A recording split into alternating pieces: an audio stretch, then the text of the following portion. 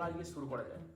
তো আমাদের সোশ্যাল মিডিয়ায় নাকি ইনস্টা, ইউটিউব এবং ফেসবুকে একটা নতুন ভাইরাস এসেছে। আমাদের দিদি একখানা সোশ্যাল মিডিয়ার ইনফ্লুয়েন্সার, সারাদিন শুধু রিলস বানায়। ওর স্ক্রিনের টাইম নাকি নাসার মিশন স্ক্রিনের টাইম থেকে অনেক বেশি। आपको क्या लगा आपके डराने से हम डर जाएंगे? তারপর अरे नादान हो तुम लोग।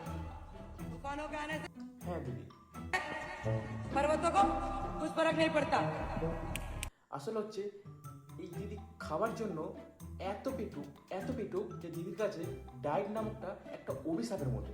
দিদি যেখানে ডায়েটের কথা শুনে সেখান থেকে 100 কিলোমিটার দূরে পালিয়ে যায়। আর এই নিয়ে একটা বড় ঘটনা আছে। দিদিকে তার বন্ধু এবং বান্ধব বিয়ের জন্য নিমন্ত্রণ করে। তো সে বিরিয়ানি খেতে গিয়ে সে একাই 50 থেকে 60 জনের বিরিয়ানি খেয়ে নেয় এবং তখন থেকে তার এই পরিণতি। चल निकल।